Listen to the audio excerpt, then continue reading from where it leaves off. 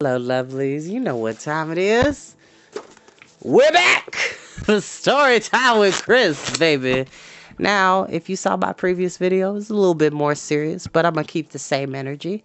Welcome to Storytime with Chris. As I always say, you don't have to watch these videos when they go live. You're more than welcome to watch them in your downtime, nap time, max relax and chillaxing time, in between time, mean time, scheme time, study time, break time, CP time, any time that you want to hear a highly animated voice bring you wonderful stories of magic, fantasy, science fiction, adventure, and many, many more in between. Today is Martin Luther King Jr. Day. Shout out to Dr. King and his significance to American history and to the freedoms and civil rights of not only black and brown Americans, but for all of us here in America and the world as a whole. He is an icon. He is a major influence in my life, one of the major influence, not the, but one of, and I give full respect to that. So if you haven't seen that video, why don't you click over and go look at that real quick. But let's go ahead and get started, because it's been a while. I know I've been absent, but for those who were here to watch Stuart Little yesterday, I'm back.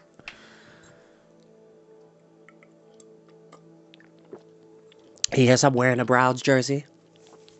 I need to talk to Joe Flacco personally, but that's besides the point. Because that game yesterday was embarrassing, but we won't talk about that. Excuse me, on Saturday, not yesterday. Yes, go Browns, dog pal.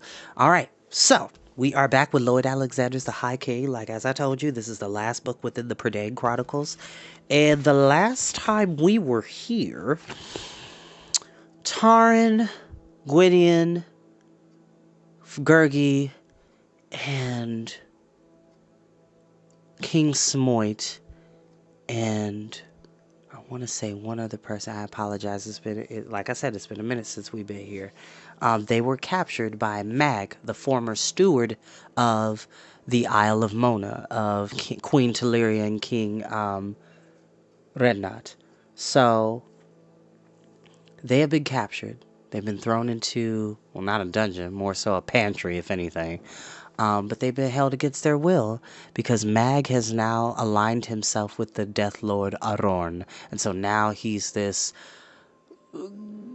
allegedly powerful evil sorcerer that is basically with the mentality of, if you don't do as I say, you shall suffer the consequence.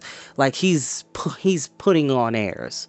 But Princess Ilanwi, Fluder, and Gwistel, who is one of the fair folk that we've met in the second book of the story, which is the Black Cauldron.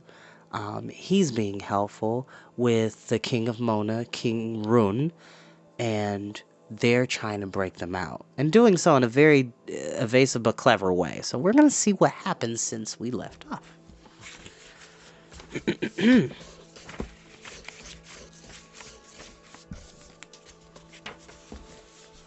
Chapter 7. The King of Mona. In the larder, which had become a prison, Gurgi was first to hear the shouts of alarm. Though muffled by the heavy walls, the cries brought him to his feet before the other companions were aware of the tumult beyond their cell. All night, fearing the arrival of Mag from one moment to the next, they had vainly sought escape. Exhausted from their efforts, they dozed fitfully by turns, hoping only to sell their lives dearly when the guards at last came for them. "Fightings and smitings!" Gurgi cried. "Is it for weary, tired captives? Yes, yes, it must be. Yes, we are here!" He ran to the door and began shouting through the iron grating. Now Taran heard what seemed to be a clash of swords. Cole and King Smoit were quickly beside him. Gwydion had already reached the door in 2 strides and drew away the excited Gurgi. "Beware," Gwydion sharply warned. "Fluder Flam may have found a way to free us, but if the castle is aroused, Mag may take our lives before our comrades can save us." Footsteps rang outside. The lock of the heavy door began to rattle, and the companions fell back, crouched and ready to set upon their captors. The door was flung open, and into the cell burst Ilanwi. "Follow me!" she cried. In one upraised hand she held the brightly glowing bauble, and with the other pulled a sack from her belt. "Take these. The mushrooms are fire, the eggs are smoke. Throw them at anyone who attacks you. And this powder, it will blind them."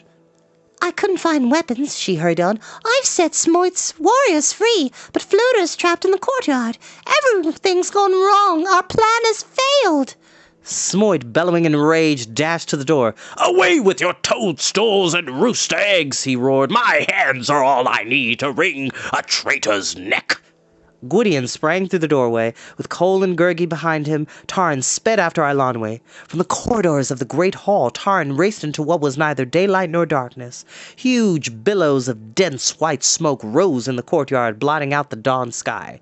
Like swaying, twisting waves, they shifted as the wind caught them, lifting a moment to show a struggling knot of warriors, then flooded back in an impenetrable tide. Here and there, roaring columns of fire writhed through the smoke.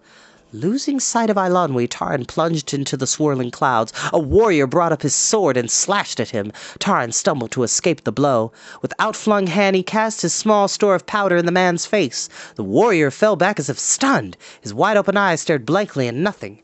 Taran snatched a blade from the baffled guard and raced on. "A smite! A smite!" The red-bearded king's war cry rang from the stables. Before smoke filled his eyes again, Taran caught a fleeting glimpse of the furious Smoit, armed with a huge scythe and laying about like a bear-turned harvester.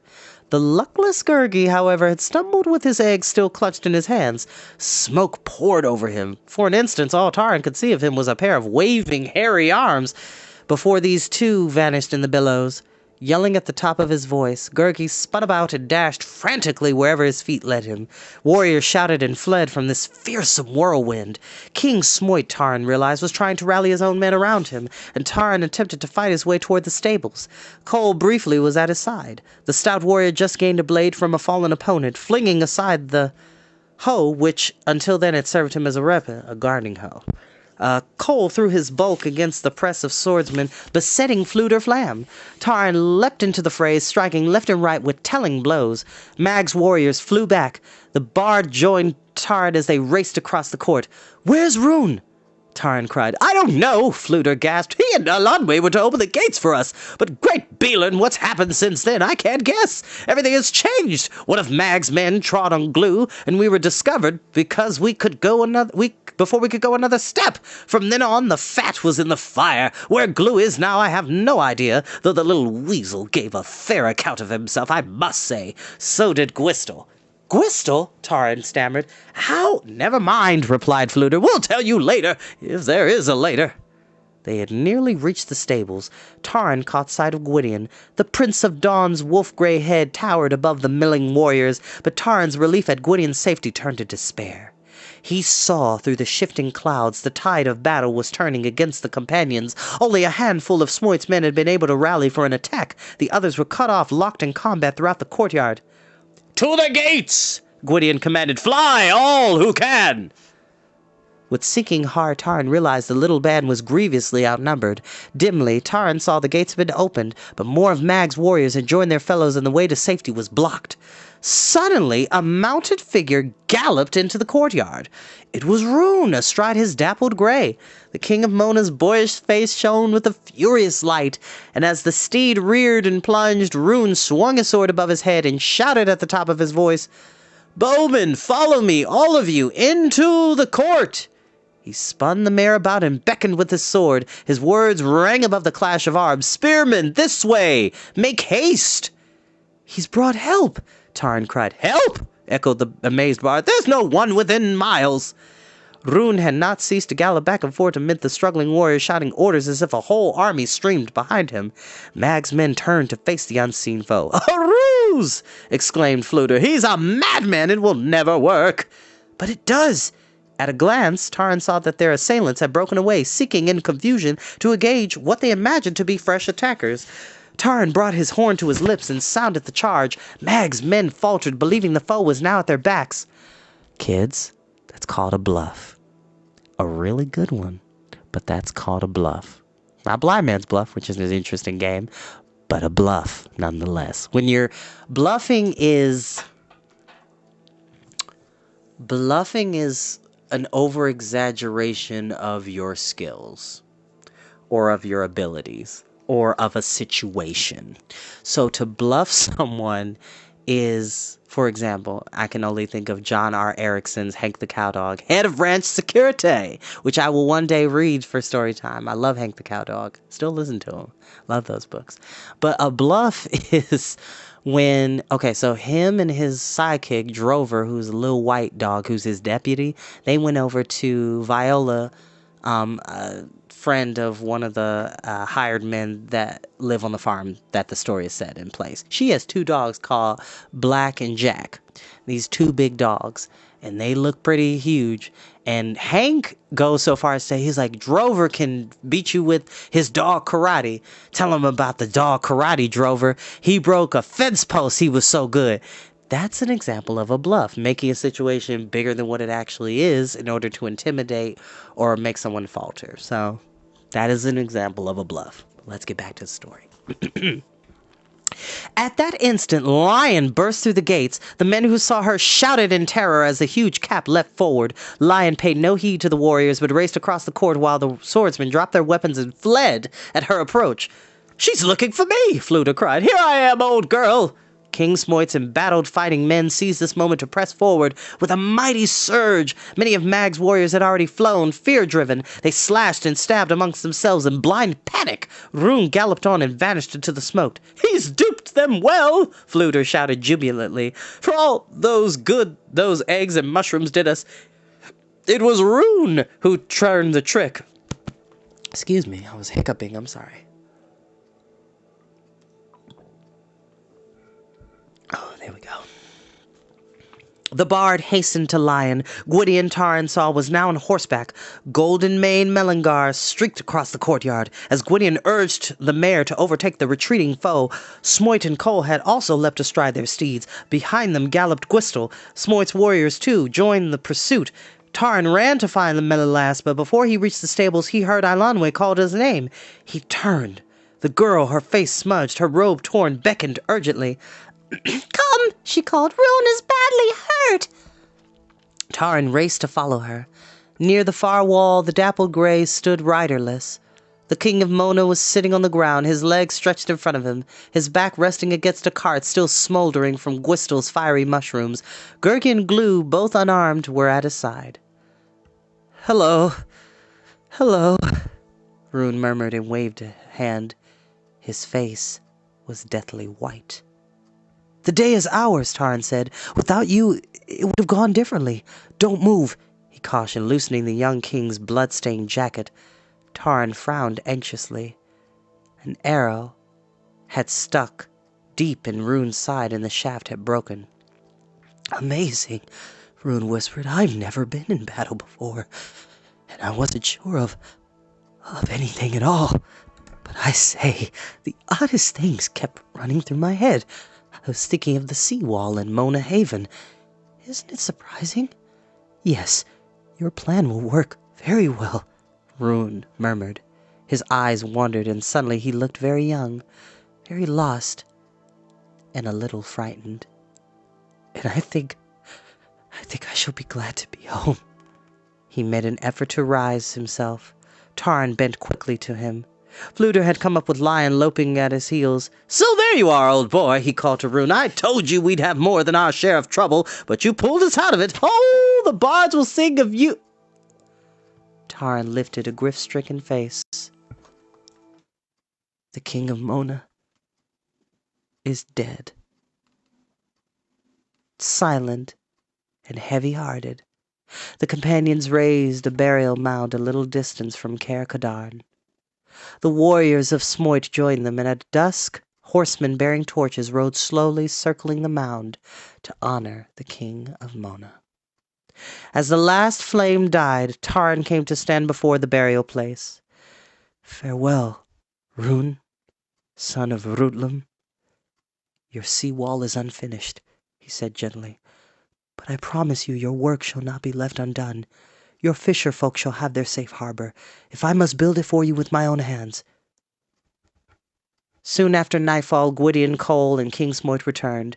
Mag had eluded them, and the fruitless pursuit had left them worn and haggard. They, too, mourned the death of Rune. It did honor to all the fallen warriors. Gwydion then led the companions to the great hall. "Our Death Lord gives us little time for grief, and we shall mourn others, I fear, before our tasks are done," he said. "I must tell you now of a choice carefully to be weighed. Gwistel of the Fair Folk has left us and continues his journey to King Idaleg's realm. Before we parted, he told me further of the gathering of Aurorn's hosts. Mag's words were not evil boasting. Gwistel judges, as do I, that Aurorn means to defeat us in one last battle. His armies gather even now. There is grave risk, and perhaps fatal risk, in leaving Dorwin in Aurorn's grasp, Gwydion went on. Yet we must face the more pressing danger. No longer will I seek the black sword. Whatever strength it may yield him, in my own strength I will stand against him to the death. I ride not to Anuvin, but to Caerdathel, to rally the sons of Dawn. No one spoke for some moments. At length, Cole replied, To my mind, you have chosen wisely, Prince of Dawn. Smoit and Fluter nodded their agreement. Would that I were as sure of my wisdom, Gwydion replied heavily. So be it, then. Tarn rose and faced Gwydion. Is there no way of us can breach the Death Lord's stronghold? Must the search for Dorwin indeed be given up? I read your thoughts, Assistant Pigkeeper, Gwydion replied. You will serve me best if you obey my commands. Gwistel warns that a journey to Anuvin can mean only wasted life, and more than that, a loss of precious time. Gwistel's nature is to conceal his nature, but among the fair folk none is shrewder or more trustworthy. I heed his warning, and so must all of you. Gwistel has promised to do all in his power to gain help from the fair folk, Gwydion went on. King Idaleg has no great fondness for the race of men, yet even he must see that Aurorn's victory would blight all Predain, which I love that word, blight, to darken, a sickness, a plague, to blight, to blot out, to cover, to consume. The fair folk would suffer no less than we. But we dare not count too heavily on Idaleg. Our own armies must be gathered, and our battle host raised. In this our greatest help will come from King Predery of the West Domains. No lord in Predain commands a mightier army. His allegiance to the House of Dawn is firm, and between us are strong bonds of friendship. I will send word to Predery, and pray him to join his host with ours at Caerdathel. There must we all meet, Gwydion continued. Before then I ask King Smoit to muster every loyal warrior in his cantreve, and the dominions closest to his. He turned to the bard. Fluter Flam, son of Godo, you are a king in your own northern realms. Return there without delay. To you I entrust the rallying of the northern cantreves.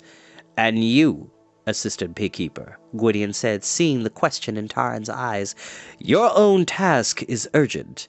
You are well known to the folk of the Free Comots. I charge you to raise whatever force you can among them. Lead all who will follow you to Caerdathel. Gurgian Cole, son of Colfair, will ride with you. So too will the Princess Eilonwy. Her safety is in your hands. I'm glad, Eilonwy murmured. There's been no talk of sending me home. Gwistel tells us many of Aurorn's liegemen are already marching, Cole said to her. The valley countries are too dangerous, whatever.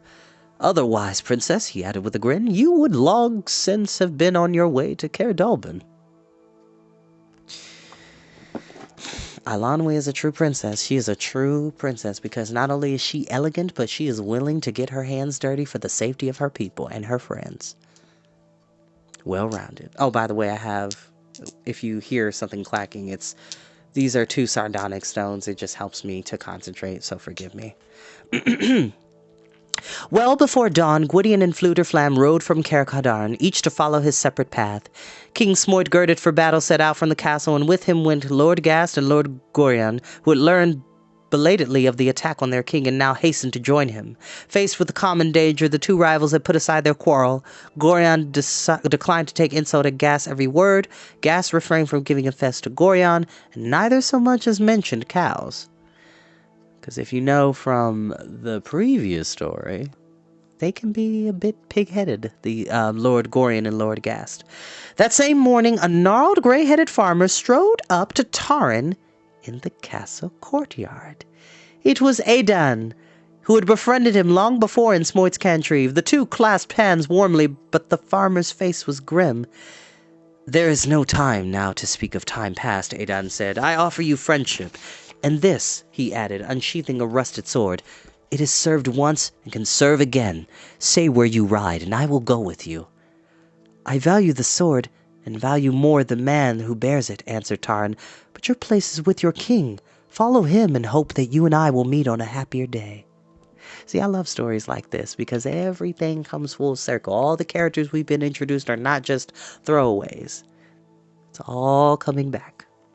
As Gwydion ordered, Taran and the remaining companions waited at Smoit's castle, hoping Caw might arrive with further tidings.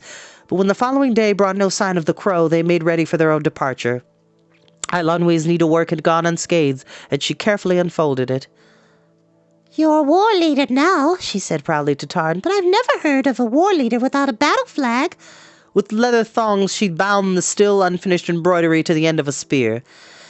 "There," said Eilonwy, "as an emblem, Henwin may not be properly terrifying, and yet, for an assistant bigkeeper, she's very likely the most fitting." They rode through the gates. Gurgi and Taran's side raised the spear high, and the wind caught in the banner of the white pig. Above the smoke-blackened fortress and the burial mound, whose fresh earth was already frost-covered, the clouds had grown heavy. Soon there would be snow.